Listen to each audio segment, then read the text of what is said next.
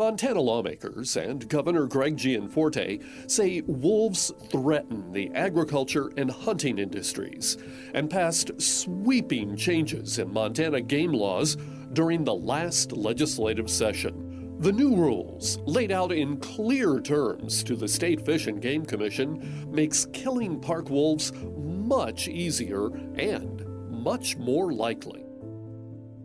Many people, when they think about wolves, think of Yellowstone National Park. And for good reason. It has some of the best wolf watching in the world. On one of my first trips there, I saw 4 wolves eating on a bison carcass in Lamar Valley. It was pretty incredible. And a lot of folks felt like that experience might be in jeopardy as a result of the 2021 hunting season. That's because the Montana Fish and Game Commission eliminated the buffer zone with a lower quota that allowed for take of 1 wolf per management unit around the park's northern border. And so the change to harvesting 21 Yellowstone wolves just north of the park's border made headlines.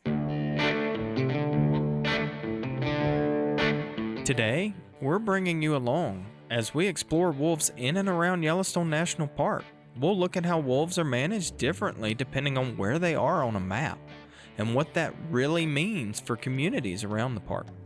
And what we're really talking about here is how can we envision a future where millions of non-consumptive users from across the planet have a say in how wolves are managed when they step outside of the park boundary. But first, we're going to go back in time to February 2022, at the tail end of the Montana wolf hunt, just as the number of wolves harvested reached the quota of 82 in Region 3. That's the zone that covers most of southwest Montana. And our producer, Zach Altman, will take us to the park border when we come back from a quick break. I'm Jared Beaver. And I'm Alex Few. And you're listening to The Working Wild You, a show where we explore what it means to share the working landscape with people and wildlife.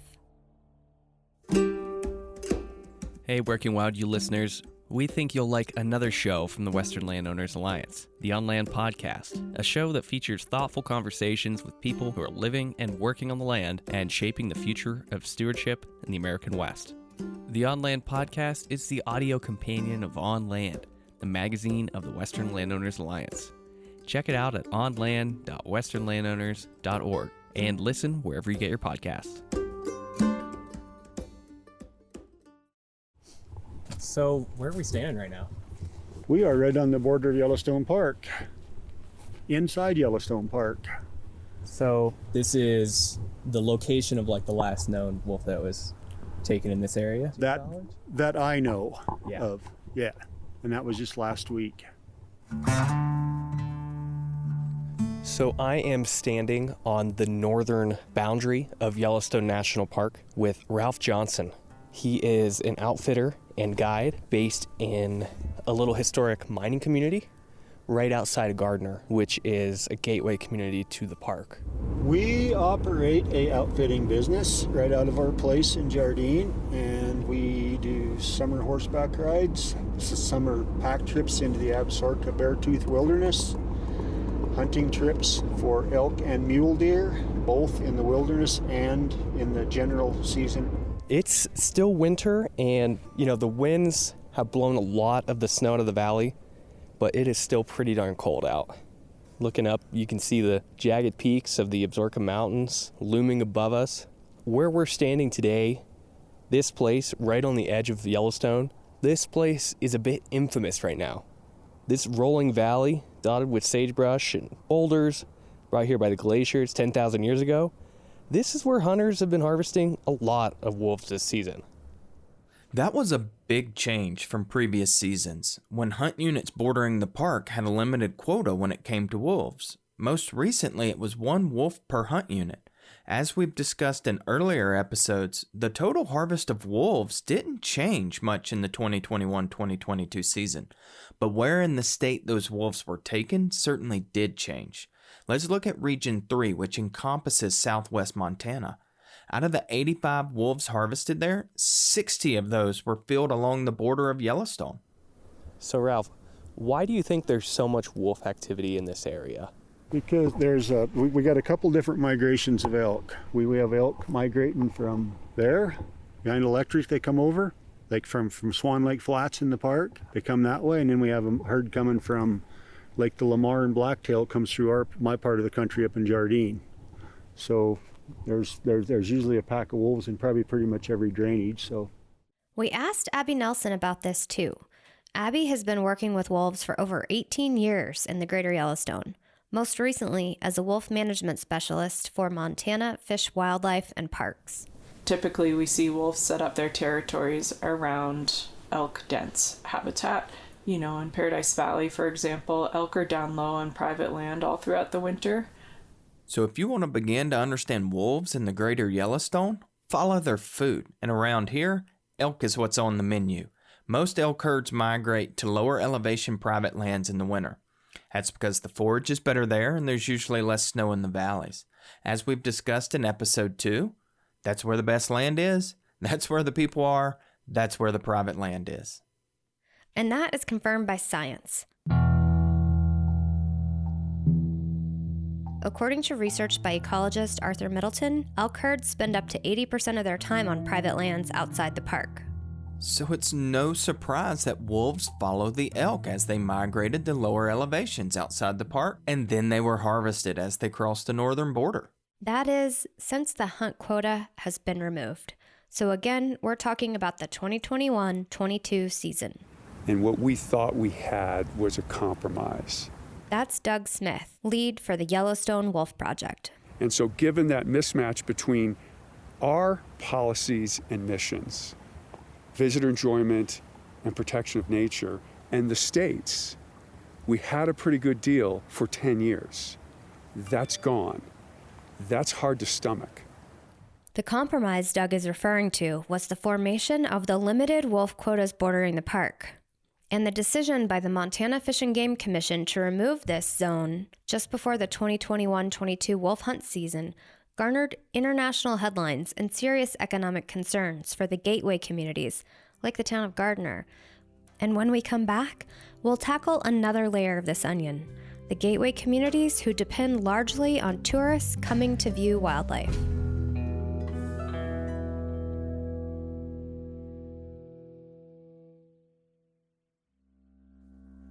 Working Wild U is a proud part of Natural Resources University, a podcast network delivering science-based information for your natural resource management. Other current network series include Timber University, Fish University, Deer University, Fire University, and Habitat University. Available wherever you get your podcasts. So before the break, we closed on the economic importance of wolf watching around Yellowstone. Economists have found that wolf watching generates more than $80 million a year for local economies around Yellowstone. And with the impacts of the recent flooding events in the spring of 22, every dollar counts for these communities. And wildlife viewing is considered a non-consumptive use. And Jared, I know you have some thoughts around the subject of non-consumptive use. Frankly, I feel the non-consumptive user is a bit of a myth. That's not a popular opinion. But the idea of non-consumptive use of wildlife was to contrast it with hunting, where obviously the point is to kill and eat an animal. Other uses, like photography for instance, are non-consumptive in that sense. But it's become a sort of totem, like hunting has negative impacts but non-consumptive uses have none. And that's just not true. Aldo Leopold famously said something like, a conservationist is one who is humbly aware that with each stroke of the axe, he's writing his signature on the face of the land.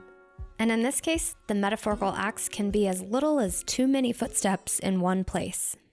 Yellowstone, for instance, has well over 2 million visitors each year. Of course, none of them can hunt in the park. And to say all those people have no negative impact on the wildlife is just ludicrous. They take up space. They cause wildlife behaviors to change, usually not for the good. They impact what territory animals can use and when, and it's typically to sit in a line of 100 cars because bison are in the road. How is that non-consumptive? So just to play devil's advocate here, it's non-consumptive because nobody's shooting those bison while they cross the road. That's true. But human noise, our presence, our movements on the landscape still has an effect on the vegetation, these animals, and the ecosystem itself. And we have to be aware of that. That's right, Jared. And to quote our buddy Leopold again, all conservation of wilderness is self-defeating. For to cherish, we must see. And when enough have seen, there's no wilderness left to cherish. This sounds like another example of the tragedy of the commons. And a recent study from Colorado showed that there's a 40% reduction in elk habitat from recreational use. There's also interesting work happening in the Tetons, where backcountry skiing is contributing to a loss of critical winter habitat for bighorn sheep. Check out the show notes for more on both of those examples. Point is, we all have some effect no matter what we're doing out on the landscape. But I guess what we're ultimately getting at is this. Non-consumptive users have an impact on the landscape and the wildlife that is often overlooked. Yes. And despite that, non-consumptive users contribute to the local economy, and that is a significant and important contribution. Wolf watching alone generates about $82 million for local economies around Yellowstone's easily watchable wolves. Yes, and let's zoom out a bit here. This shift to more non-consumptive use is really part of a broader shift in values in this country. We talked about this with Nathan Barley, a wildlife biologist who co-owns and operates Yellowstone Wolf Tracker based out of Gardner. We were one of the pioneers of wolf watching in Yellowstone, and now the industry has really grown. And that's great that the industry can have the capacity to serve so many people as well as employ so many people. We've kind of come to the point where many people are invested in wildlife, but they're not hunting and fishing.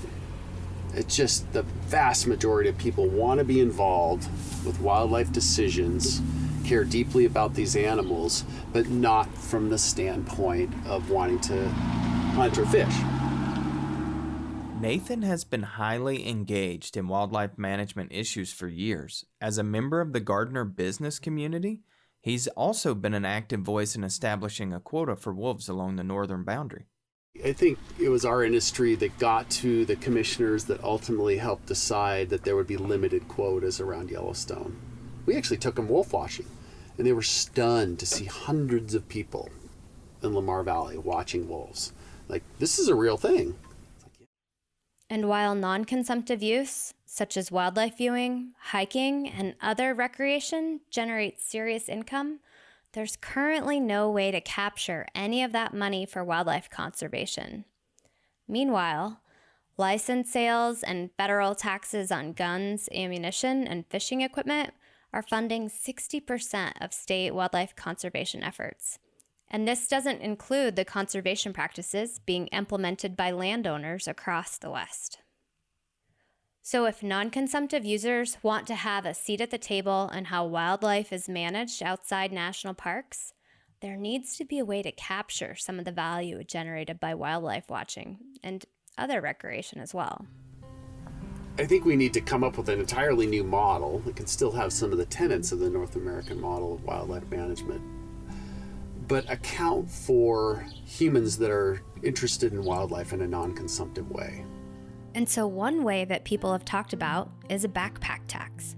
Like a tax on outdoor gear that goes into conservation, similar to the Pittman-Robertson dollars that come from a sales tax on guns and ammunition.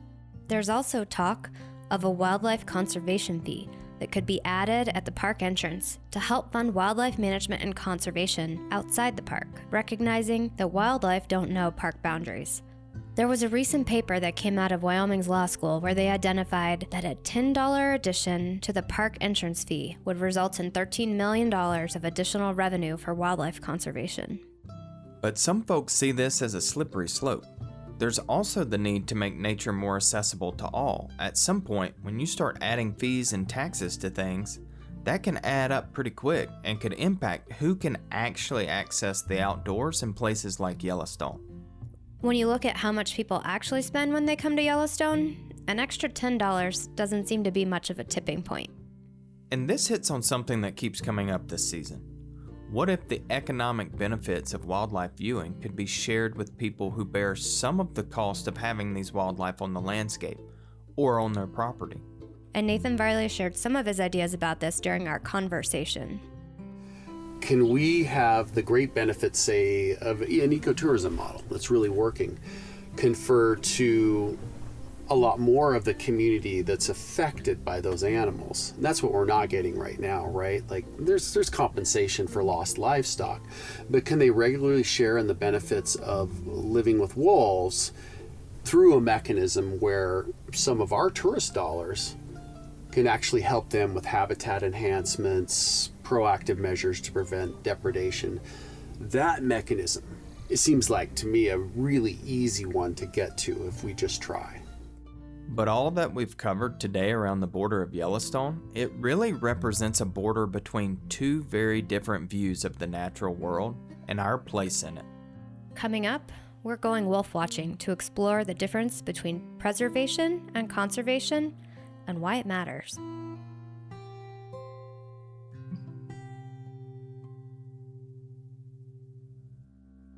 Hey listener, we really appreciate you listening to Working Wild U. And we have a small favor to ask. Please head over to our show notes and fill out the listener survey. We want to learn more about you and what impact this show is having.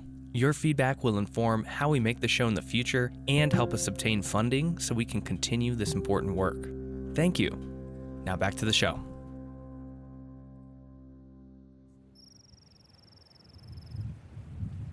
Welcome back. Right now, we're in the Lamar Valley in Yellowstone National Park. It's a typical summer morning. There's a small band of bison grazing in the rolling sagebrush at the base of some cliffs, and the day is beginning to heat up already. We're actually a little late to the wolf watching party.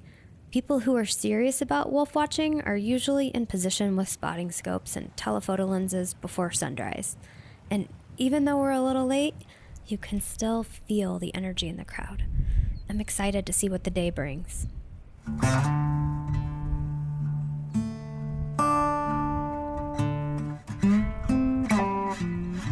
The park has wolf technicians scattered all along the valley and many of the primary wolf watching spots to help control the crowds and be available to answer questions from park visitors, which is a part of the park's mission for the enjoyment, education, and inspiration of the people.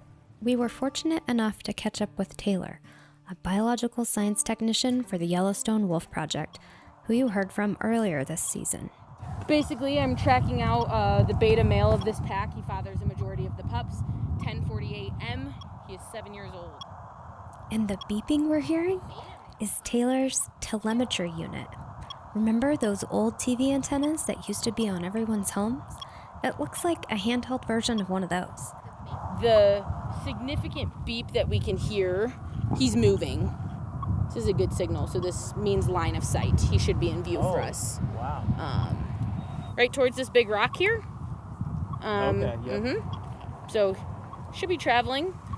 His signal's kind of coming in and out, which basically means he's going behind hills and gullies and things like that. Wow. So yeah, we should be able to pick him up. Maybe you got a better. Sorry. You can go to see multiple of them. You are seeing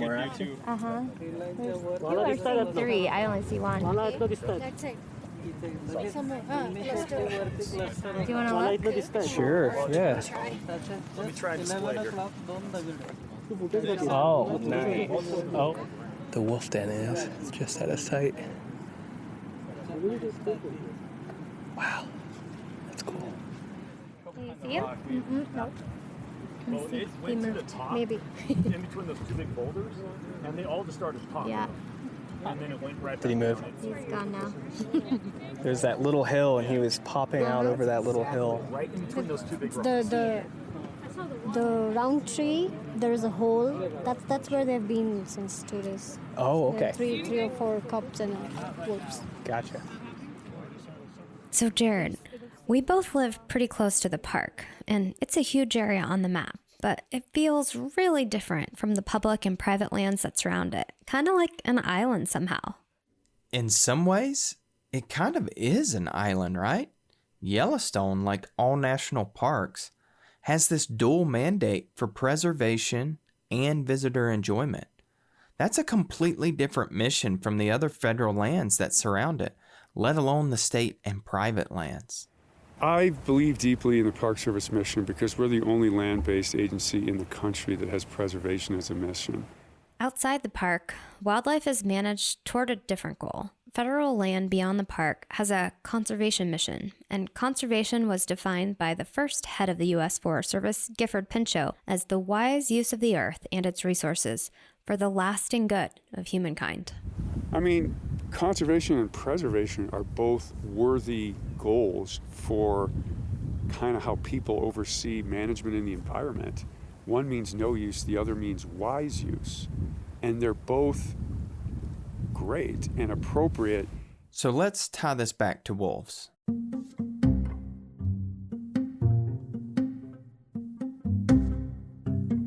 The border of the park is where two different management strategies and environmental ethics meet. Inside the line, you have people traveling from all over the world to watch wolves live their lives in the wild. You can watch them hunting bison, you can see them crossing the Lamar River with pups in their mouths. Even several wolf dens are clearly visible from the paved road, and people fall in love with it, even with specific individual wolves inside the park. And you don't see wolves, at least not this visible, outside the park, because out there, their experiences with people can be really different. Back to Taylor in the park. You're not supposed to get attached to these animals, but you do, because they all have specific personalities, and similar to watching your dog on the landscape. Right. Last summer, there was a cone standing in the road, and she looks at me, I look at her, I'm like, don't do it. She looks at me, and she grabs the cone, and she's like, playing like a puppy. And it's like, you know, you want to be mad, but it's like, how the heck can you not smile, right? So it's super hard not to get attached to them out here. Taylor is sharing a typical experience of visitors to Yellowstone. People all over the world fall in love with the wild version of their domesticated pups. And on the other side of the park boundary, species are managed at the population level using the North American model. And there are still people with spotting scopes. It's just that sometimes they're there to hunt wolves. And wolves don't know about the park boundary. This creates tension between these two management philosophies. When the compromise Doug Smith talked about earlier broke down last year in Montana, you could say it was a result of that tension. And as we're producing this episode, quotas changed again. The Montana Fish and Game Commission reinstated a wolf management unit and set the quota at 6 wolves for the area just north of the park's border. 6 is much closer to Doug's compromise, and like with most compromises, it leaves most people slightly unhappy.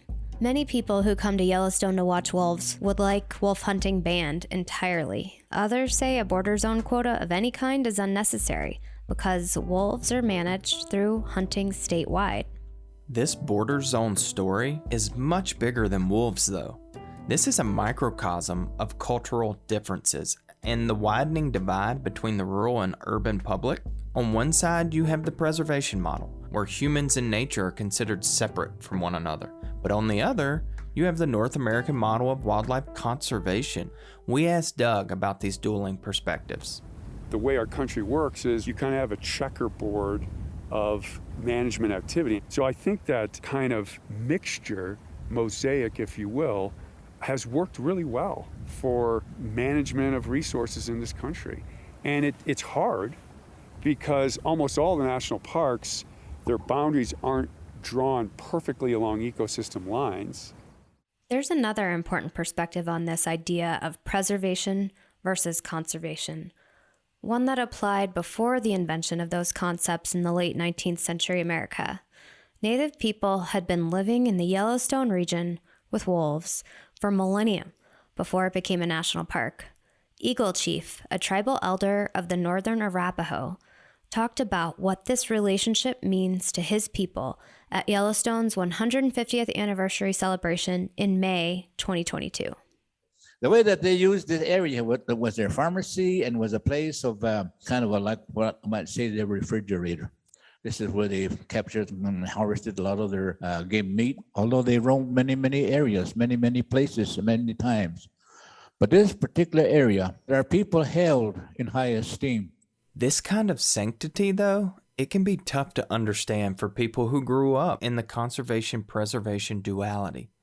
Yellowstone, in both of those frames of mind, is a wilderness, in theory, absent of human influence. But of course, people have belonged to Yellowstone forever, leaving their own signature on the landscape. So if any way that the Yellowstone Park could benefit our future also, not only the park's future, but for our future, our children, our grandchildren, our great-grandchildren, that is what I would like to envision for the future of the park. At least 27 native tribes, including the Kiowa, Blackfeet, Cayuse, Coeur d'Alene, Shoshone, Nez Perce, and Arapaho, utilize the park's bountiful resources to support their way of life. Joyce Hunter, Many Bundleholder, who's the former Tribal Culture Department Director of the Blackfeet Nation, talked about how tribes continue to see use as part of a relationship of care with the land, and that conflicts with the preservationist mission of the national parks. We go out, they fish, they gather, we have ceremonies. Our Indian people were the attraction to get these parks built. But when they got established, then the Indians, oh, you're not allowed in there no more. You're not allowed to do this. We weren't just here to put on a dance and show for the tourists. We were here to do other things. Teach that history. Let us invite you into our lands to teach you how we use them. So with his saying, thank you for taking care of our lands, Yellowstone Park people and the United States government. You did a good job, but now you need to tell the whole story.